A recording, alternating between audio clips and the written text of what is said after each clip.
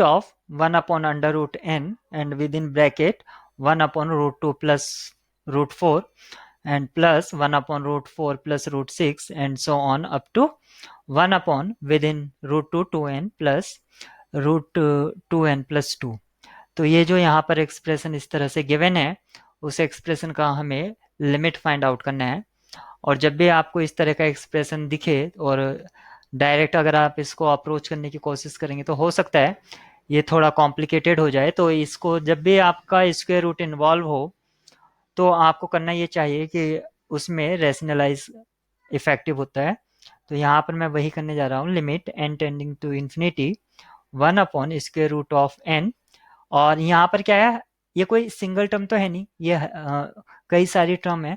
तो मैं हर एक टर्म का रैशनलाइज करा रहा हूँ, हर एक टर्म को। तो रूट 2 प्लस रूट 4 और रैशनलाइज कराऊंगा तो इसी टर्म से नेगेटिव के साथ मुझे ऊपर नीचे यानी कि न्यूमरेटर और डिनोमिनेटर में मल्टीप्लाई कराना होगा, प्लस एंड सोन ये ऐसे चलता रहेगा 1 upon 2n plus within root n 2n plus 2 और मुझे ऊपर नीचे मल्टीप्लाई कराना होगा 2n माइनस 2n प्लस 2।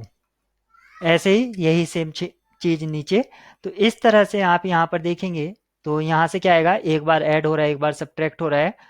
तो यहाँ पर क्या बनेगा, A square minus B square का फॉर्मूला। तो ये जो अब था हमारा, ये limit n tendings to infinity 1 upon root n और विद इन जो ब्रैकेट है फर्स्ट टर्म हमारी हो जाएगी रूट 2 माइनस रूट 4 और नीचे हो जाएगा टू का root 2 square minus root 4 square. तो root 2 square means 2 minus 4 square mean root 4 square means 4। ऐसे ही अगली जो टर्म होगी यहाँ पर आप देख सकते हैं 1 अपॉन रूट 4 प्लस रूट 6। जब इसका करेंगे तो यहाँ से 4 स्क्वायर माइनस 6 स्क्वायर यानी कि यहाँ भी नीचे आपका माइनस 2 आएगा और ऊपर जो भी रहे वो हमारा लेना देना नहीं है। तो वैसे क्या आएगा, रूट 4 माइनस रूट 6 ये आएगा। यहाँ पर लास्ट टर्म, तो यहाँ पर जो है एक बार ऐड हो रहा है एक बार सब्ट्रैक्ट हो रहा है। तो ये क्या होगा, root 2n raise to the power 2।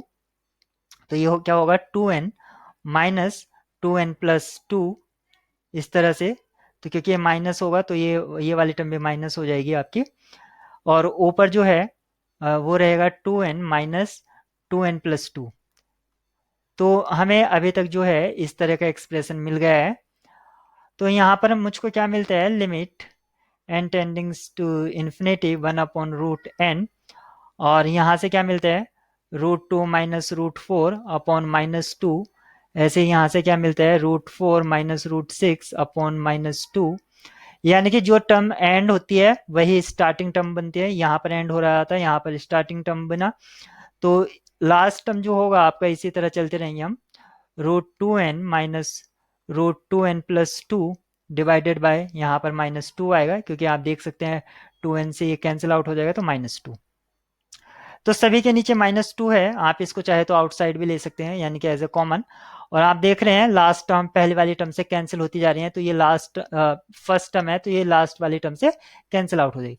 तो यानी कि सारी टर्म्स जो आपकी हैं सारी कैंसिल हो जाएंगी आपकी बीच में। तो आपकी क्या बचेगी, फर्स्ट टर्म बचेगी यानी कि limit n tends to infinity 1 upon minus sine मैंने यहाँ पर आगे लिख लिया है रूट एन और विद इन क्या क्या बनेगा, within bracket minus 2 minus यहाँ पर आप देखेंगे तो ये प्लस, यहाँ पर जो साइन था वो प्लस था, माइनस का ये आएगा। तो within square root 2n plus 2 ये एक्सप्रेशन आएगा। अब अगर आप यहाँ से, क्योंकि 1 अपॉन रूट एन जो है आपका नीचे है यहाँ पर, तो यहाँ से रूट एन आउटसाइड ले लीजिए। तो यहाँ पर नहीं है तो वो इसके नीचे आ जाएगा।